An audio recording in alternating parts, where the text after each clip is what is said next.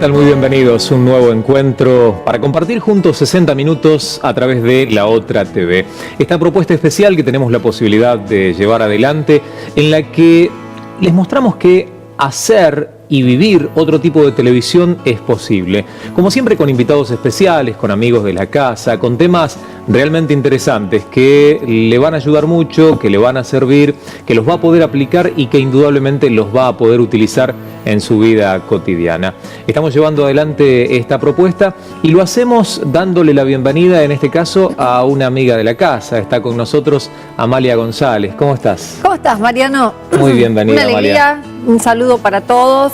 Bueno, nuevamente la invitación, muchas gracias. No, por favor, no hace falta ni siquiera hacer la invitación. Vos ya sabés, ves luz y entras directamente. Ay, dale, muy Ahí bien, está. muy bien, muy bien. Y está junto a nosotros también Fernando Vecchio. Él es empresario metalúrgico, también escritor. ¿Cómo estás, Fernando? Bienvenido. Pero muy bien, muchas gracias por la invitación. Un placer estar compartiendo este momento con todos ustedes. Bueno, es realmente especial este momento que vamos a compartir, porque Amalia en estos últimos programas nos viene hablando acerca de 100 pasos hacia la bancarrota. Sí.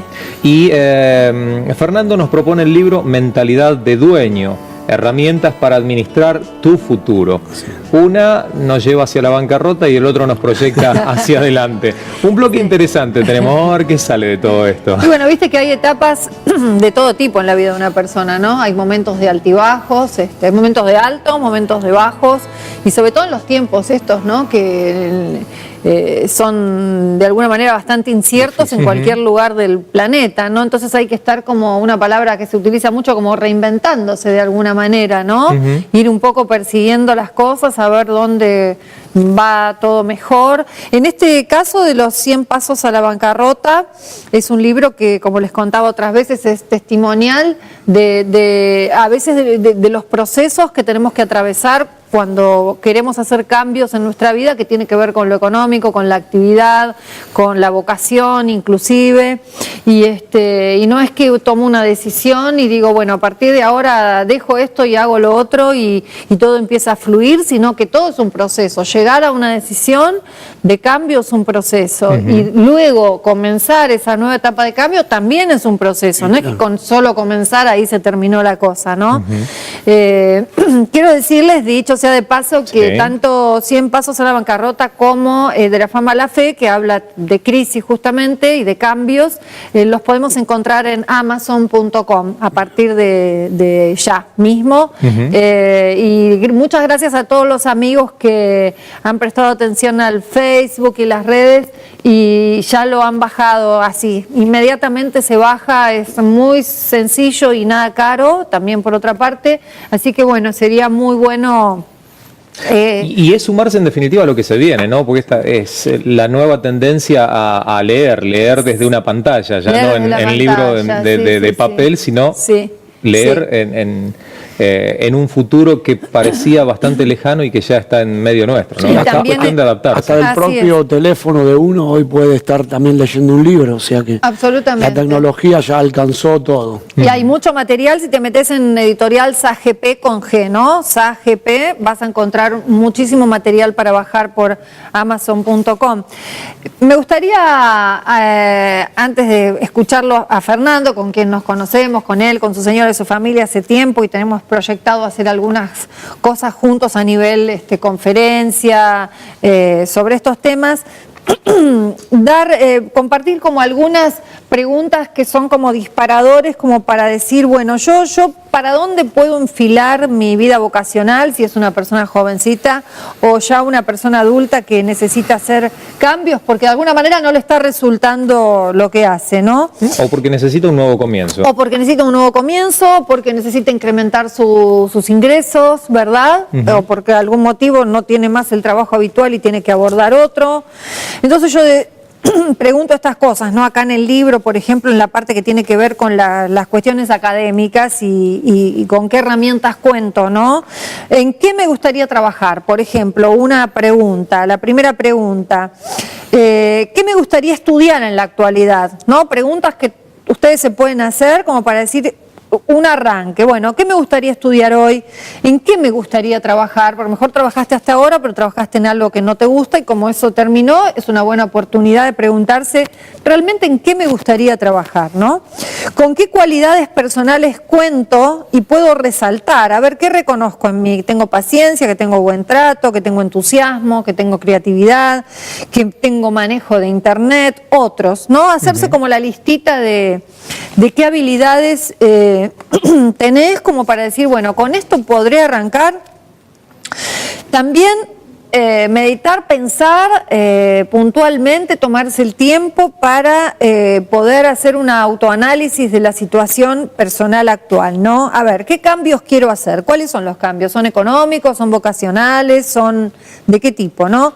¿Cuáles son mis sueños? Otra de las cosas, ¿no? No solamente lo que yo creo y veo posible a mi alrededor y de mi persona, pero volar un poco. También, ¿cuáles son mis sueños? ¿No? Entras a pensar qué cosas dejaste pendientes, qué habilidades tenías en otros tiempos, capaz cuando eras chico y lo dejaste de lado por la vida, ¿no? Y también una pregunta interesante, ¿dónde podría capacitarme? ¿Dónde podría capacitarme? ¿Qué cosas, quiénes pueden enseñarme con herramientas concretas, capacitación, para poder yo enfocarme hacia ese sueño, hacia ese objetivo?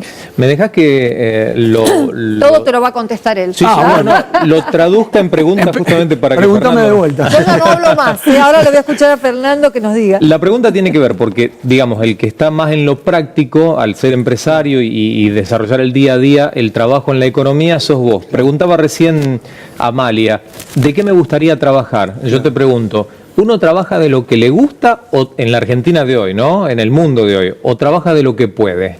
Claro, bueno, es todo un tema. Todas las preguntas que hacía Amalia tienen que ver mucho con ir descubriendo la pasión de uno, el don que uno puede llegar a tener, ir descubriendo qué es lo que le apasiona, los sueños, como decías vos, Amalia, y muchas veces no se puede lograr trabajar de lo que a uno realmente le gusta, por una cuestión económica y de necesidad rápida. Pero sí ir enfocándose, porque cuando Amalia habla de los 100 pasos en la bancarrota, para mí es un libro espectacular porque habla de toda su experiencia, de todo lo que ella vivió y que lo que no se debe hacer, ¿no es cierto? A diferencia de mis libros, que hablo, motivo a la gente a hacer ciertas cosas para que le vaya bien y tener éxito, ¿no? Pero digamos que es más o menos lo mismo.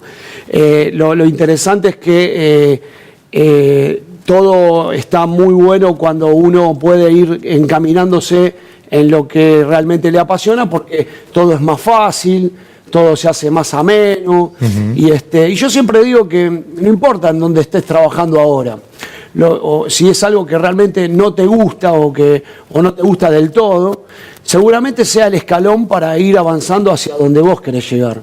Pero eso es cuando te lo propones, cuando realmente entendés lo que te gusta, cuáles son tus dones, tus pasiones.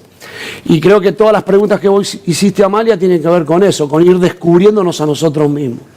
Sí. Ir haciendo un autoanálisis de nosotros mismos. Sí. Entonces, a partir de ahí es el comienzo. El comienzo para llegar a un destino soñado. Claro. Lo que pasa es que a veces ese autoanálisis o esos deseos o esos sueños se contraponen mucho con la realidad, ¿no? Claro. Porque yo sueño que quiero ser tal cosa, pero para poder lograr ser tal cosa necesito pasar quizás por un proceso de capacitación, de formación, sí, obviamente por un proceso de experiencia, porque no puedo pretender ser algo grande sin antes haber transitado cada uno de los escalones hasta llegar hasta ese sitio. Y también yo creo, también cierto grado de realismo. Yo no digo con esto no soñar, pero también hay que tener, me parece, un cierto grado de realismo. Obvio, porque un sueño muchas veces... Querés ser astronauta y tenés 60 años ya. Y digamos, bueno, un astronauta veterano. Un astronauta lo tendrás veterano. que derivar, ¿no? Llegarás a astronauta, te dedicarás a, no sé, ser un estudioso y de ese tema y a lo mejor escribirás un libro. Lógico, porque hay sueños que se convierten en fantasías cuando uno no acciona. Bueno, esa es una cosa interesante, ¿no? Diferenciar lo que son sueños realizables de lo que son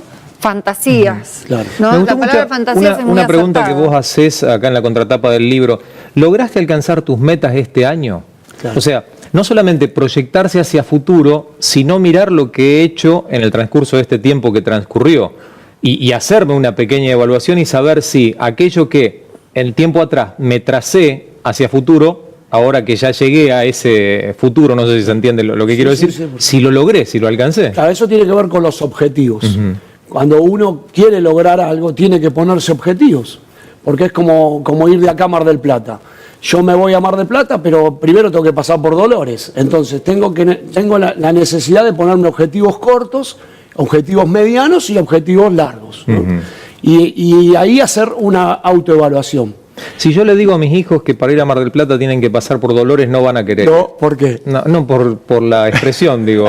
Por los Dolores. Por lo de los Dolores. Bueno, pero está bien aplicado, ¿eh? Está bien aplicado también, porque un poco volvemos al principio. No es que quiero cambiar, empezó otra cosa y ahí ya se solucionó. No, vas a tener que entrar a un proceso que va a tener ciertos dolores también, ¿eh? Por supuesto, está muy buena la comparación. Los temores. Hay procesos que hay que tener, resistencia para soportarlos. O a veces golpearse contra una puerta que no se abrió. Cuando uno venía embalado pensando que esa puerta se abre y ahí voy a otro nivel, la puerta no se abrió y me la puse en la nariz. Justamente es parte del proceso, ¿no? Que una puerta no se abra no quiere decir que uno no va a poder llegar a su sueño. Al contrario, muchas veces hay que golpear más de una puerta para poder lograr lo que uno busca. Y dicen que cada 5 no hay un sí, ¿no? Entonces muchas veces el no es el no definitivo. Tenemos que saber que nos vamos a encontrar con muchos no para llegar al sí. Claro. Y más bien muchas veces son más no que sí. Pero justamente el sí vale mucho la pena, ¿no? Porque uno lo fue trabajando hasta poder llegar. Y además son buenos indicadores, el no y el sí son buenos indicadores. Lo que pasa es que tenemos el no como algo negativo, algo que no lo queremos para nosotros. Pero sin embargo, si vos podés ampliar tu visión frente al sí y al no, te vas a dar cuenta que lo que hace ese sí y ese no es ir mostrándote por dónde tenés que ir y por dónde no tenés. O sea, tienen igual validez. ¿Sí? Tienen igual validez. No hay que generarle como una carga mayor. ¡Ay, no fue! No, hay que controlar un poquito las emociones también en cierto momento. Digamos, vos estás encarando algo, vas a tener que ir como bajando un poquito el nivel emocional. Es que tenemos que saber que el no existe también, ¿no? Existe. Porque y el uno es como que lo tira de costado y dice, no quiero que me digan que no quiero que me rechacen.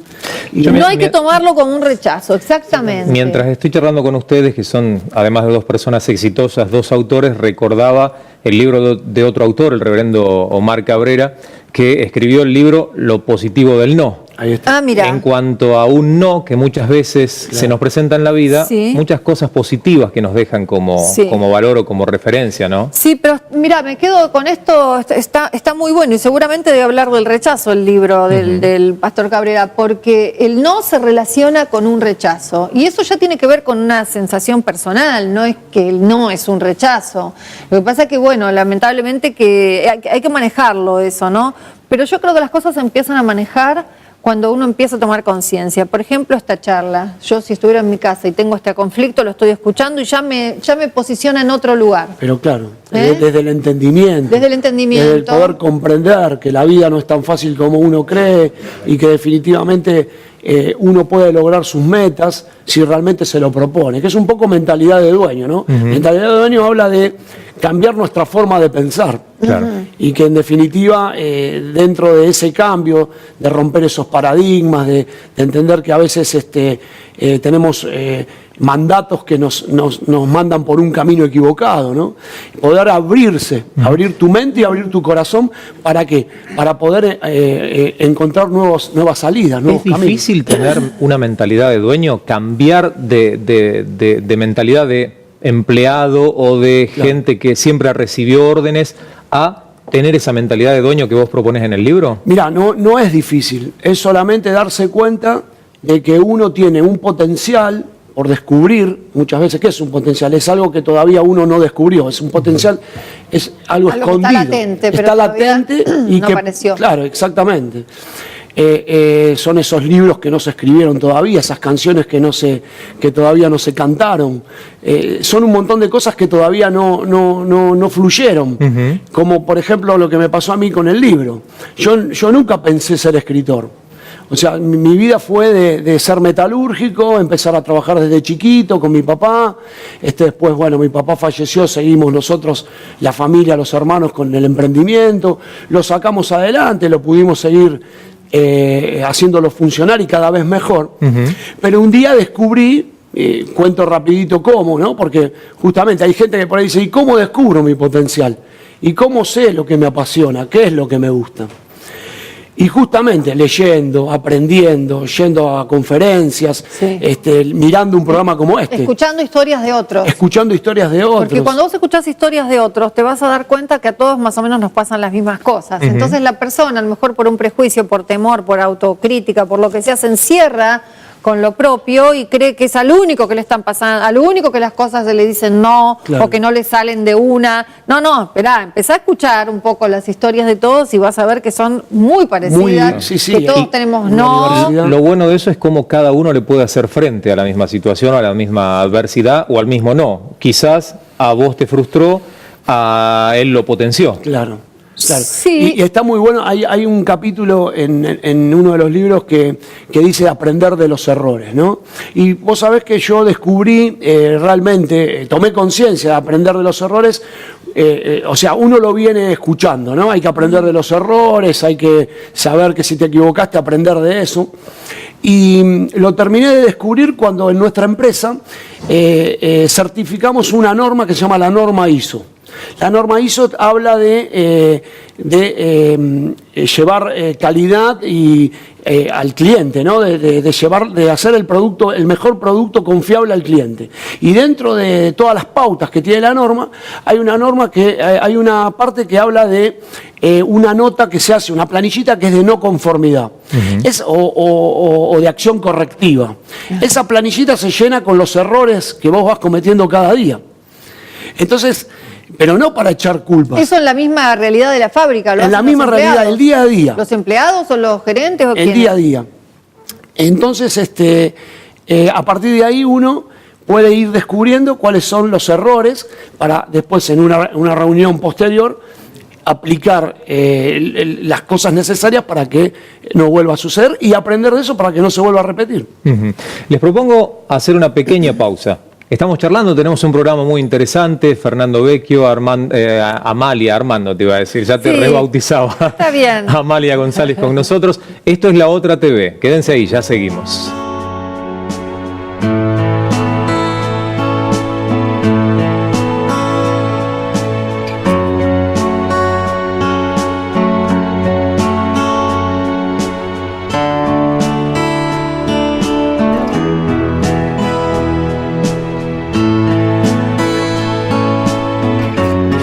Dentro de La Otra TV tenemos la posibilidad de tocar y avanzar en diferentes temas y la posibilidad de charlar acerca de la tercera edad, la cuarta edad, los adultos mayores. Ahora nos vamos a sacar la duda. Para eso está junto a nosotros el licenciado Luis Kisi, él es gerontólogo. Le damos la bienvenida, Luis. Igualmente. Un placer tenerte. No, un placer para mí estar acá en el programa. ¿Cómo hablamos acerca de los mayores? ¿Tercera edad, cuarta edad, adultos mayores? ¿Cómo nos referimos a ellos? Es un problema, es un problema. Sí, porque en el mundo se discute esto, pero en realidad nosotros pensamos que el envejecimiento, tomamos el envejecimiento como el proceso de vida desde que uno nace hasta que uno muere, con lo cual no habría una edad definida. Pero bueno, hay algo establecido en los países desarrollados, empezaría a los 65 años, en los países subdesarrollados a los 60, pero el proceso de envejecimiento en realidad es el proceso que dura durante todo el curso de vida. Lo triste es cuando uno empieza a sentirse viejo mentalmente, ¿no? Aunque tenga 30, 40 años. Sí. En realidad la palabra viejo es una palabra peyorativa, claro, digamos discriminatoria. Lo que uno tiene que tener siempre es el poder de creatividad, de imaginación, digamos, tener un proyecto de vida y a partir de este proyecto entonces realizarse. Escuchaba el otro día en una entrevista en la televisión al doctor Manes hablando acerca de Facundo Manes. Exactamente, hablando acerca de las neuronas y de la regeneración y del crecimiento y el desarrollo de las mismas, Y mencionaba precisamente en la gente mayor que se mantiene activa, realizando todo tipo de ejercicios mentales o sencillamente socializando, le permitía a las neuronas seguir teniendo la oportunidad de crecer o de desarrollarse o de avanzar.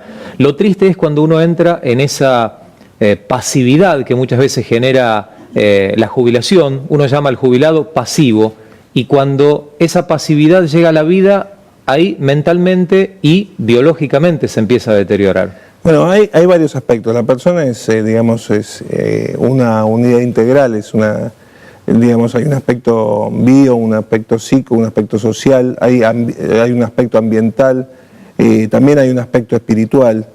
En respecto de esto, uno no puede discriminar qué aspecto. Hay un envejecimiento diferencial, sí es cierto, pero la realidad es que el envejecimiento diferencial, que es diferente para cada una de las personas, va de acuerdo a cómo cada uno de nosotros vivimos, cuál es la historia de vida de cada uno, cuáles fueron los determinantes sociales de nuestras vidas y en qué época histórica nos tocó vivir.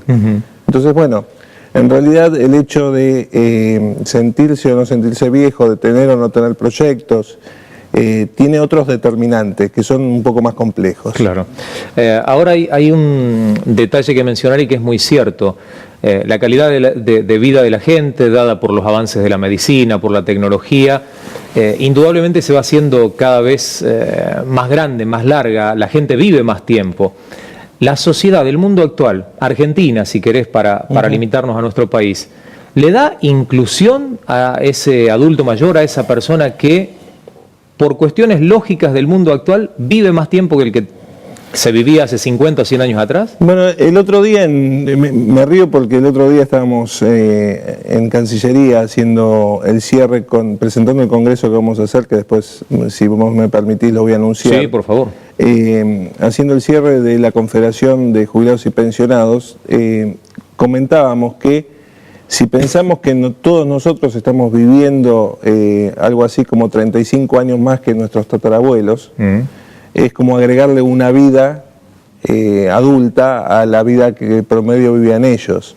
En realidad, esta vida tiene que tener un sentido, y el sentido se lo da la representación social que viene dada por valores que se implantan a partir de los medios de comunicación, de la lectura, de la educación, bueno, de una serie de factores. La jubilación es un hito importante en la vida de las personas y actúa hoy por hoy en esta cultura como una cuestión, como un efecto guillotina, digamos. El hecho de que la persona es pasiva es mentira, porque si nosotros miramos lo que pasa todos los días a nuestro alrededor, vemos que personas de cualquier edad realizan actividades normalmente, continúan con su vida. Hoy una persona de 70 años está activa en una empresa, o nosotros tenemos en la universidad alguien que está a cargo de dar informática y tiene 92 años. Tenemos el caso de Benaín, que tiene 97 y sigue operando. Digamos, hay un montón de cuestiones. La Corte Suprema de Justicia de la Nación. La Corte Suprema. Y esto, en realidad, de la revolución del envejecimiento poblacional, que ha sido la más importante del último siglo, lo que no acompañó fue la cultura. La cultura hay una cultura que está basada en el hedonismo, está basada en la inmediatez, en el cuerpo, en la belleza física, y entonces esto se contrapone un poco con la idea del envejecimiento, ¿no? Es como que verse viejo es verse no útil, no productivo, y en realidad es todo lo contrario, es la época más productiva de la vida, porque uno ha podido acumular experiencia, sabiduría que puede transmitir, ¿no? Sí. Pensaba mientras vos hablabas en las diferentes culturas y particularmente en la nuestra, en comparación de lo que ocurre en otras latitudes de nuestro planeta, nos falta mucho todavía por aprender a la hora de valorar a nuestros mayores, de reconocerlos o de darles el lugar que ellos a lo mejor tienen en una cultura oriental, por ejemplo. Bueno, nosotros en el Congreso del 1 de octubre, que vamos a realizar en Cancillería, armamos está dividido en dos etapas, una que tiene que ver con una etapa diagnóstica y otra con una etapa de propuestas para políticas públicas donde cada una de las personas que participaron u organizaciones puede participar a hacer las propuestas. Una de las mesas es una mesa ecuménica donde va a actuar la Iglesia Católica, los evangelistas, la AMIA, la DAIA, el budismo, para que cada uno cuente de qué manera su cultura trata al envejecimiento o a las personas mayores y cuál es la realidad hoy en cada una de estas culturas, ¿no?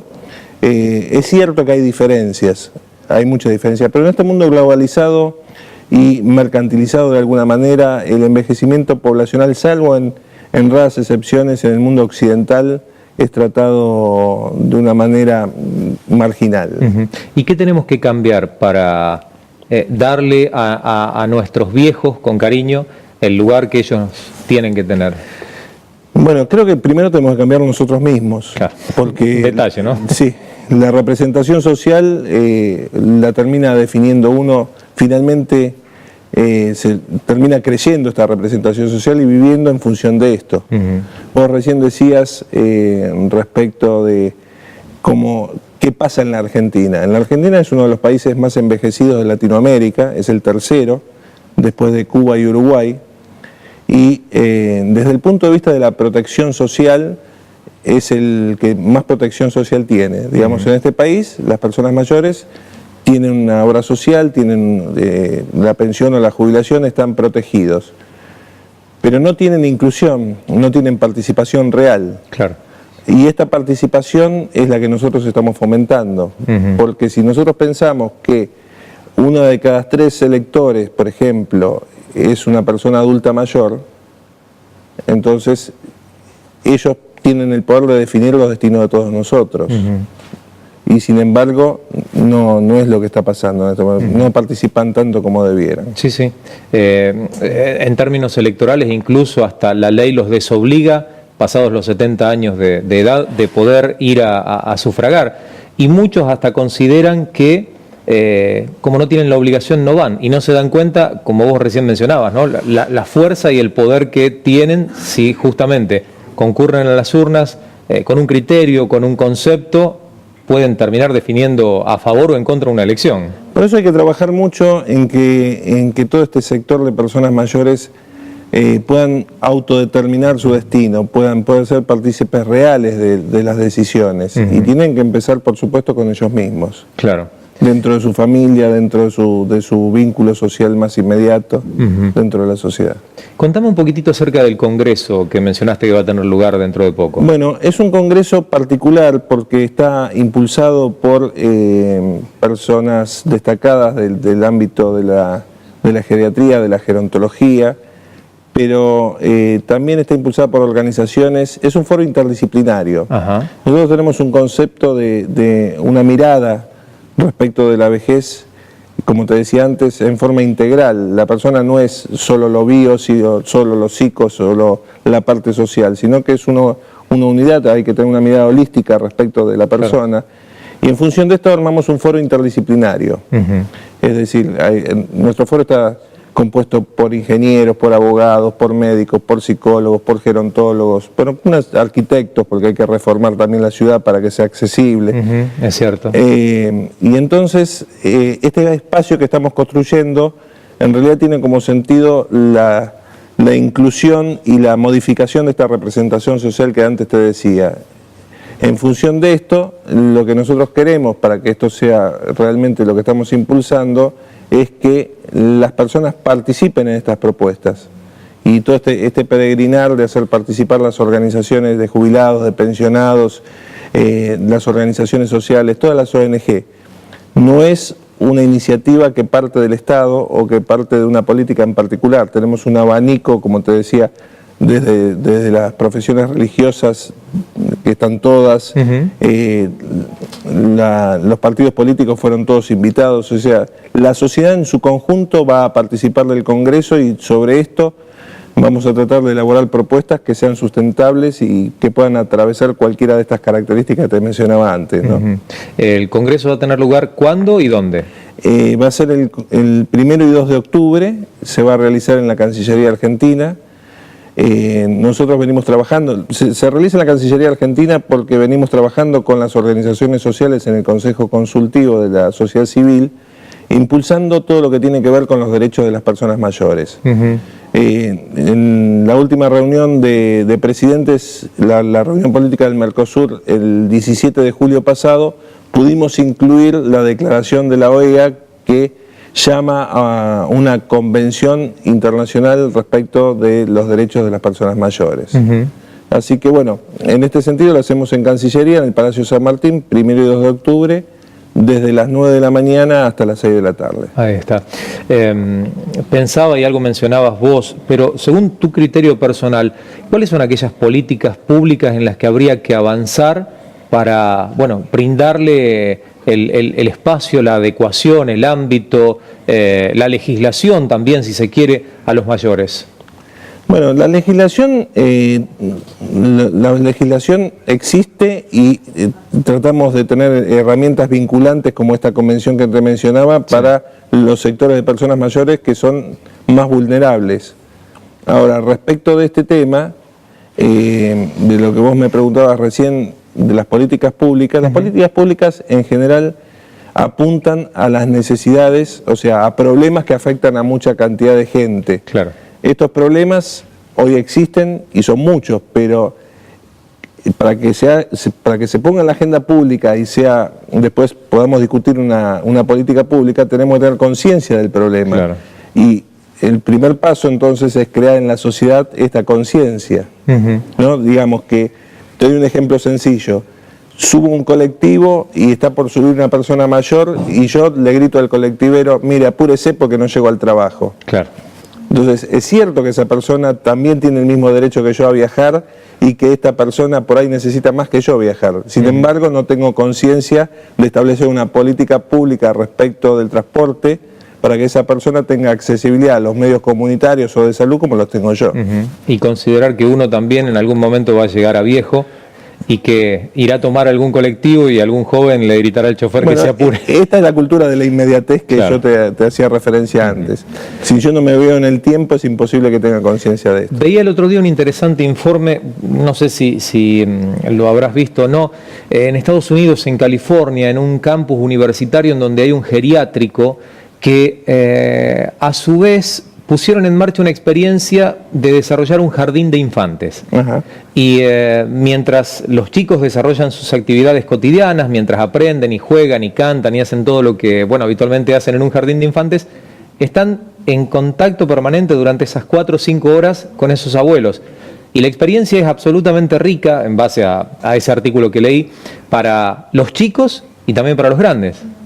Bueno, acá hay varias experiencias de este tipo, de intercambio generacional en las escuelas, por ejemplo, tenemos varios programas que es Los abuelos cuentan cuentos, donde los chicos escriben cuentos o los abuelos les cuentan. Hay intercambio, hay un intercambio que se hizo, una experiencia muy interesante que se hizo en la Fundación del Padre Mario hace muchos años, respecto de una huerta donde las personas mayores le enseñaban a los chicos a sembrar y a poder cosechar lo que habían sembrado. Este intercambio nosotros lo vemos muy positivo. Evidentemente la sociedad no puede excluir a ninguna de sus etapas de vida, que es lo que hoy pasa. Totalmente.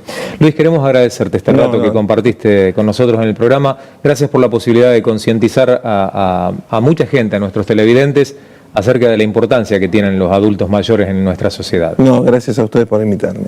Nosotros estamos haciendo La Otra TV. Nos queda todavía mucho, ya seguimos, no se muevan.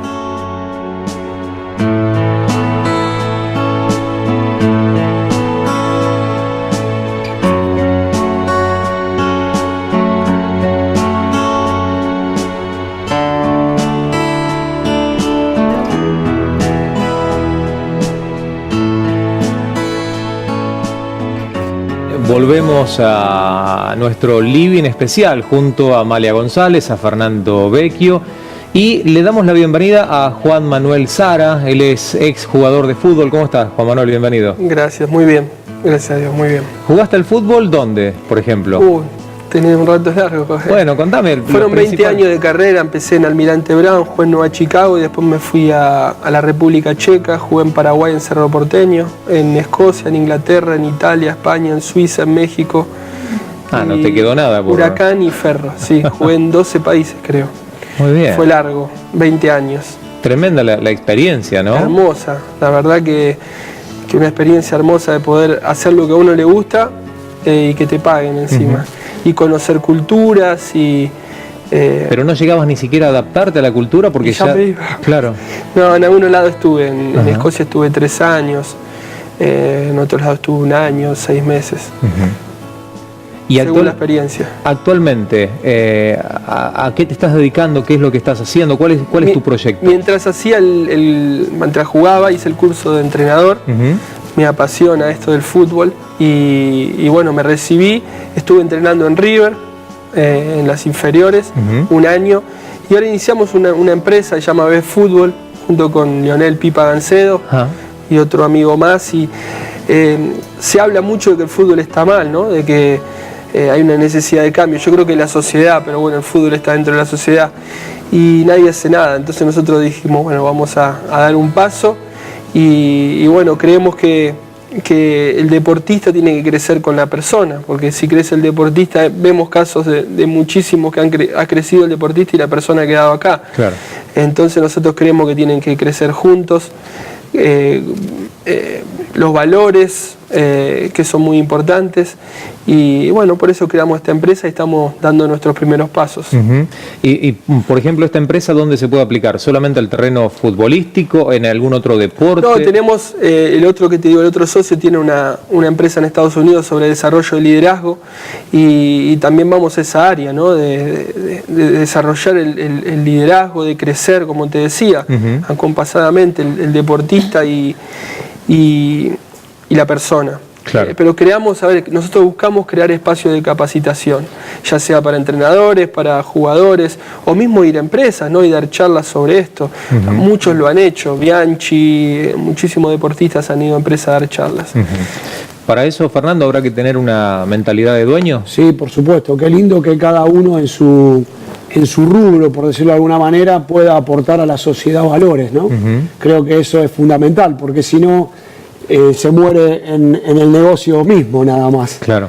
Y creo que si cada uno de nosotros podemos entender eso, ¿no? Que donde vamos podemos aplicar valores, podemos ayudar, podemos desarrollarnos en lo personal, ¿no? El desarrollo personal en cada rubro es fundamental. Como decías vos, Juan Manuel, es fantástico cuando una persona acompaña su crecimiento personal y su vocación, ¿no? O su trabajo, porque no solo va a ser mejor su trabajo, sino también que va a estar satisfecho con lo que hace, ¿no? Y también pienso yo el tema de que el deportista o cualquier, bueno, en el caso tuyo del deporte, la persona tome conciencia de que termina siendo un referente, ¿no? Más allá de que por ahí a la persona no le importa, porque hay deportistas que dicen, yo no quiero ser ejemplo de nada. Claro. Pero lo sos. Pero lo es, ¿verdad? Sí. Y entonces, ¿eso también se aprende o no? ¿O cómo hace la persona que se le despierte ese interés por un liderazgo? O te hacen líder a la fuerza, ¿no?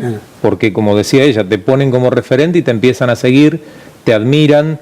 Hay, referentes indiscutibles que se dedican a jugar a la pelota, pero que trascienden más allá por lo que son como personas. Y hay otros que trascienden por lo que hacen dentro de un campo de juego y la gente los admira, corea sus nombres y se desvive por ello. Pero eso no lo hace líder. Líder sería que transmita valores. Mirá, el líder máximo que existió fue Jesús. Y él dijo que el que quería ser el primero tenía que ser último. Él vino a servir. Y yo creo que el liderazgo se trata de eso, de servir. Él lavó los pies de los 12 discípulos y era el mayor líder que existió. Entonces creo que también nosotros vemos al líder como que que me sirvan, que soy y el líder vino a servir. Yo creo que más que el líder es como el ídolo, claro, ¿no? Un poco lo contrario, ¿no es cierto? El líder e ídolo un poco son como opuestos en un sentido, ¿no? Claro, lo que pasa es que, como decía Juan Manuel, nuestra cultura no nos deja entender exactamente qué es un líder. Creemos que el líder está arriba, es la punta del iceberg. Y en realidad el líder está en todos lados. Y se considera como el referente. Lógico que es el referente. Pero en realidad la humildad hace al líder. Y lo que vos decías, Mariano, que tiene que ver con que te hacen líder. Creo que te pueden hacer líder, pero el líder es natural. Ese líder que te hacen porque jugás mejor, no es el verdadero líder. El líder es tu naturaleza, la que Dios te dio. Sí, El don yo creo Dios que te hacen ídolos más que líderes. Claro, pero me quedé como enganchada. dentro del equipo, dentro del grupo, el que lleva la cinta de capitán, por ejemplo, has tenido experiencia, 20 años en vestuarios. Pero está claro en la selección hoy. Ajá.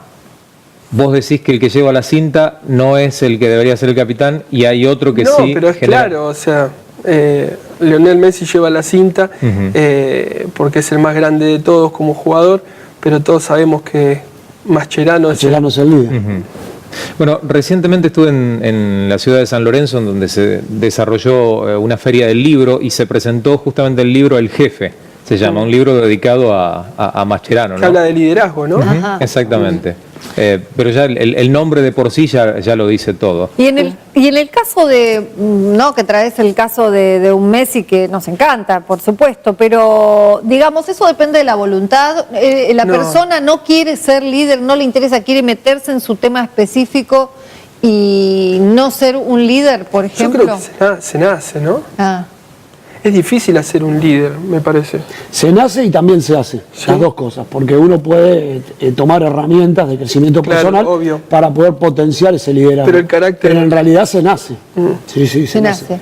Y dentro de una casa, en una familia, también tiene que haber un líder, alguien que lleva un poco la batuta. Lo que pasa es que a veces líder también se confunde con una persona déspota, autoritaria, y que te lleva por un mal camino, en definitiva, ¿verdad? La historia está llena de líderes locos. Obviamente, yo creo que todos somos líderes. El tema es que muchos no lo aplicamos. ¿Líder qué es? Es aquel que acciona, que dice vamos a hacer tal cosa o influye en algún aspecto a alguien para que podamos lograr algo. El tema es qué tipo de líder somos, ¿no? Y también cómo lo desarrollamos, porque en algún aspecto todos tenemos liderazgo, que es esa proactividad que Dios nos dio para hacer las cosas. Aparte de una cosa, que para liderar a otros, primero tenés que liderar tu vida. Exactamente. Si vos no podés liderar tu vida, ¿cómo vas a liderar a otros? Muy complicado. Y eso está muy bien, empezar por uno mismo. Exacto. Pensaba justamente en el emprendimiento, en el proyecto que ustedes tienen.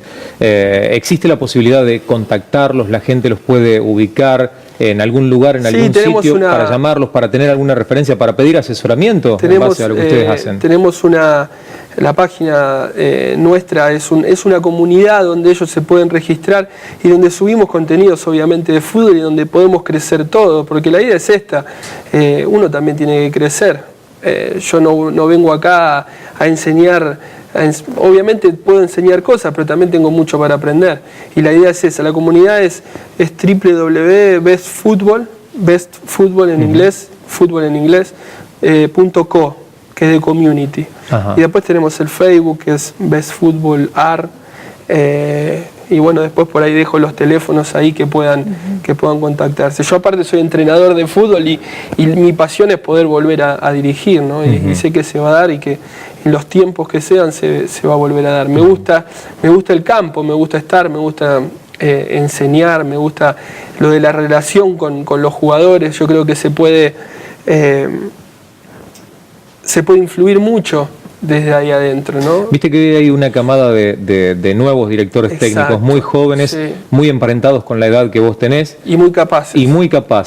¿Crees que vos sos parte de, o podrías llegar a ser parte de esa camada? El tema, ¿sabés qué? Que es difícil. A ver, yo no tengo el nombre que tiene Gallardo, o que tiene Palermo, o que tiene otros entrenadores, Arrobarrena, porque no jugué en esos clubes. Y como mi carrera la hice afuera, también se hace un poco complicado. Y es difícil que confíen, porque no te conocen. Claro.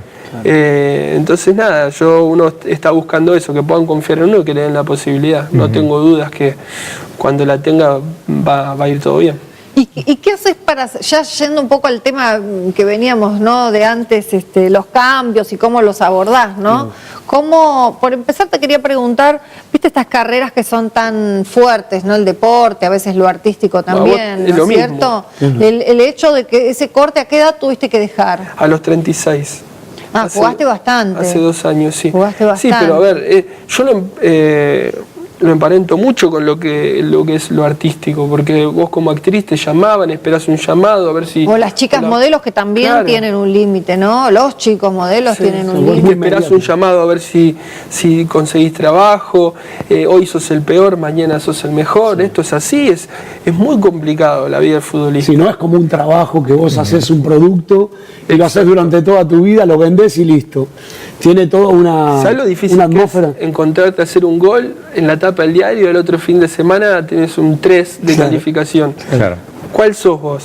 Si no tenés los pies sobre la tierra es muy complicado. Y en el fútbol se ven muchos casos de chicos que se echan a perder porque es muy difícil estar en un medio tan exigente y Claro. tan... Muy mediático. Sí. ¿Y conocés casos de jugadores que cuando se termina la carrera específicamente de futbolista caen en depresión? Que ha habido casos, ¿no? No es fácil, Amalia, no es fácil. Dejar no es fácil, Es todo un dejar no es fácil. Por más que haya hecho dinero la persona, No tiene nada que ver. no se compensa eso con dinero. Decir, bueno, trabajé 35 años, tengo Por ahí, dinero guardado. por ahí al principio sí, pero después pasan los días, te levantás a la mañana y está bueno tener un propósito. Claro. Levantarte y decir, hoy soy útil, hago esto. Claro. Y no es fácil.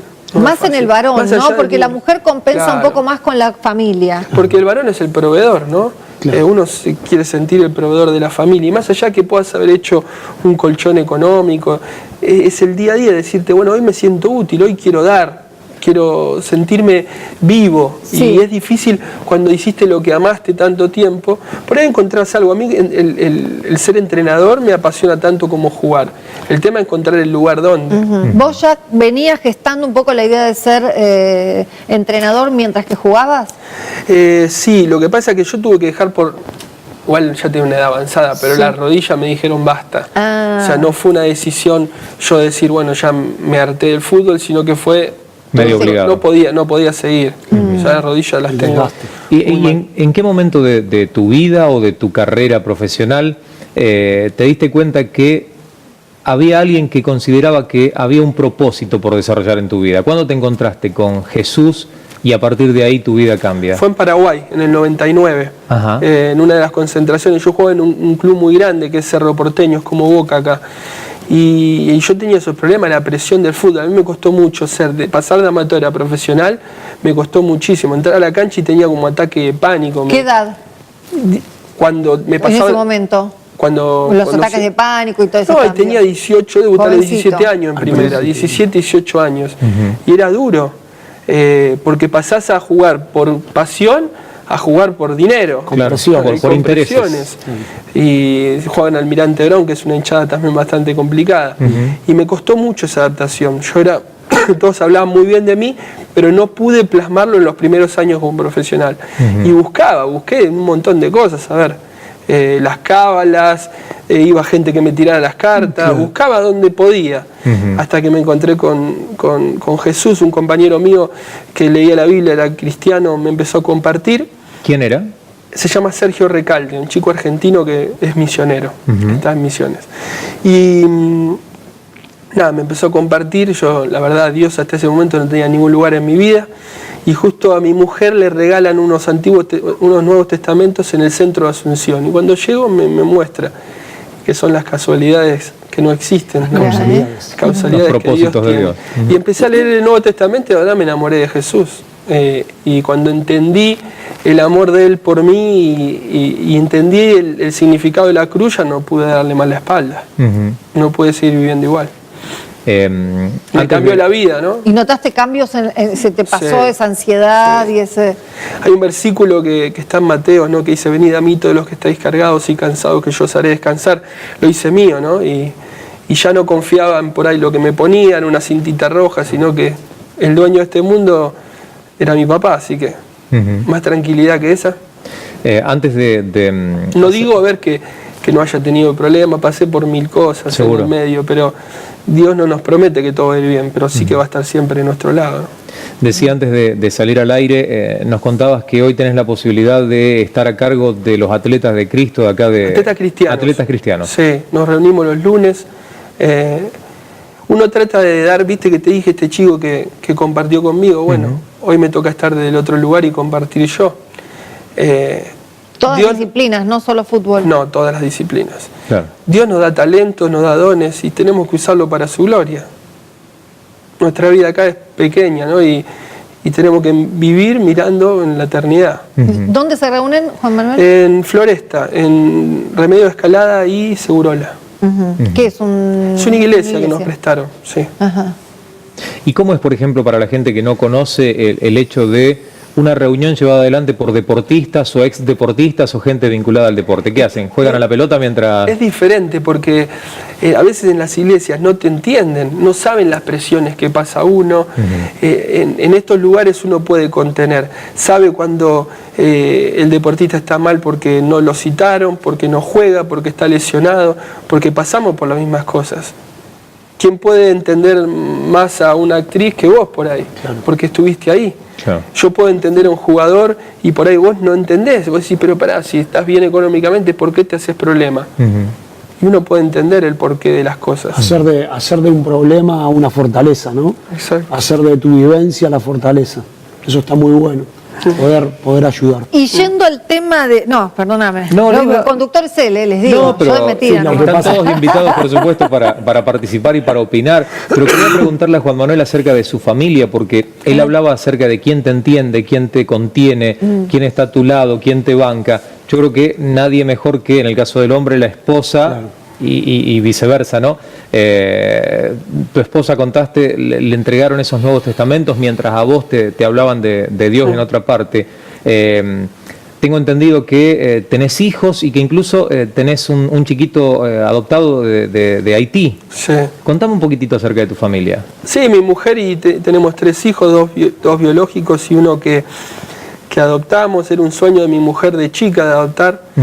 Y la verdad yo no estaba muy de acuerdo al principio, pero tuvimos una vivencia en Inglaterra donde íbamos a una iglesia y chiquitos refugiados los llevábamos a casa y como que Dios me llevó a un lugar para decir, bueno, acompañarla también. Ella me acompañó 20 años cambiando de países, haciendo mudanzas, cosa que no hubiese podido hacer si estaba solo, ¿no? Y bueno, es una bendición. Llegó Kenson, es un nene haitiano, que lo adoptamos cuando casi iba a cumplir 3 años y ya tiene casi 11. Hace 7, 8 años que está con nosotros, es una bendición. ¿Y él se adaptó perfectamente a la cultura argentina? Bárbaro. ¿Le gusta el fútbol? Le ha pasado. ¿Alguno de tus hijos? Los pinta? tres. Los tres juegan. Sí. ¿Dónde juegan? Los 2 más grandes juegan en Defensores de Belgrano. El otro en una escuelita porque es chico, tiene 6. Mirá qué bueno. ¿Sos de esos papás que sueñan, bueno, que mi hijo triunfe en el fútbol y que me gustaría que jueguen? A ver, uno lo vivió, pero uno deja que hagan lo que quieran. Claro. Yo iba a decir, ya que estamos con esta oleada de cambios, ¿no? Y de cambios de trabajo y cambios anímicos, porque también todas las cuestiones estas traen un impacto en el ánimo de cada persona, ¿no? Yo también cuando en 2005 dejé mi profesión de vedette, vamos a decir, toda esa cosa tan fuerte, tan visual, tan todo, también si fue una decisión personal, voluntaria y necesitaba hacerlo, pero también me provocó un bajón. No es que dije, chau, dejé y al otro día estaban las castañuelas. No, me fue llevando, fue el año en que me convertí, por otra parte, o sea, se juntó toda esa crisis que derivó en eso, pero me llevó los primeros años, fácil, 3, 4 años primeros, reubicar mi cabeza, reubicar mi realidad nueva, volviendo un poquito, no para atrás, pero sí por ahí vinculándome con cosas que no las terminaba de dejar porque tampoco lo tenía claro, no lo tenía incorporado del todo. O sea que, como decíamos un poco al principio, los cambios y las decisiones no son el final de la cosa, sino que son la mayoría de las veces el principio. El principio de algo nuevo. O sea que también es bueno que sepan que la persona sepa que es así, porque si no creen, se cambió y ya está todo bárbaro, ¿no? Todo tiene un proceso y muchas veces es doloroso, pero se puede lograr, creo yo, cuando uno justamente, ¿no? Va encontrando ese camino que le apasiona, que le gusta. Y mucho más cuando uno cree en Dios, ¿no? El dueño de todas las cosas. Yo pensaba, Fernando, a propósito de el motivo por el cual escribiste el libro, cómo tratar de tener una mentalidad ganadora o considerar algunos aspectos que te puedan llevar a progresar o avanzar en la vida cuando uno está atravesado por todos esos cambios. Claro. Cambios como en el caso de él, que no te terminan de dejar de arraigar en algún lugar porque tu profesión, tu trabajo, tu manera de ganarte la vida te hace que estés un año acá, 6 meses en otro lado. Uno puede llegar a tener una mentalidad diferente, positiva, ganadora, cuando todos esos cambios permanentemente están acompañando la vida. Claro, yo creo que sí, pero tiene que ver con la búsqueda, ¿no? Uno tiene que estar buscando. Por ejemplo, en alguna parte hablo de los mentores, ¿no? Un mentor es alguien que te ayuda, que ya estuvo donde vos querés estar. Un referente. Por ejemplo, esos chicos que por ahí hoy están necesitando lograr lo que él ya logró, él los puede instruir. Claro. Por eso tiene que ver, yo cuando hablábamos al principio de abrir nuestra cabeza y abrir nuestro corazón. Las dos cosas. Porque entonces yo estoy abierto a recibir información que me va a ayudar a salir del problema en donde estoy y a ir al lugar donde quiero estar. Yo creo que tiene que ver mucho con eso. Y también, bueno, con ser fuerte, ¿no? Con saber de que hay otros que han pasado batallas peores que las de uno. Claro. Siempre hay alguien que le pasó algo peor que a lo que le pasa a uno. Entonces entender que se puede salir, si otros salieron, uno también puede salir. Creo que tiene que ver con la fe. Totalmente. Y yo quería decirles algo que también me había quedado un poco con, viste, en los otros bloques, Juan Manuel, hablábamos de más puntualmente, ¿no? De los cambios y del trabajo. Y yo creo que una de las cuestiones que tenemos que plantearnos es reorganizarnos los tiempos, porque, digamos, plantearse otras posibilidades también implica que ese día, esa semana, ese mes, vos lo tenés que reorganizar, ¿no? Digamos, se mueve la estructura de lo que estás haciendo también. Digamos, estás trabajando un trabajo de 12 horas hasta que vas, volvés de tu casa, son 8 horas, pero hasta que llegás, vas, tránsito, lo que pasa en cualquier ciudad grande del mundo hoy, ya tenés que imprimirle más horas. Y vos tenés que llegar a tu casa y más allá de los compromisos familiares, que hay que tenerlos como prioridad, vos necesitas tiempo para reestructurarte tu cabeza, capacitarte, ponerte a pensar, investigar, conectarte, a ver en qué cosa te vas a enganchar, de acuerdo a lo que decíamos, los sueños, la vocación, las capacidades, las posibilidades, pero es realmente un replanteo de reestructuración, ¿no? En toda cuestión, en toda empresa, la administración del tiempo es muy importante. Es muy importante. El orden y la administración del tiempo.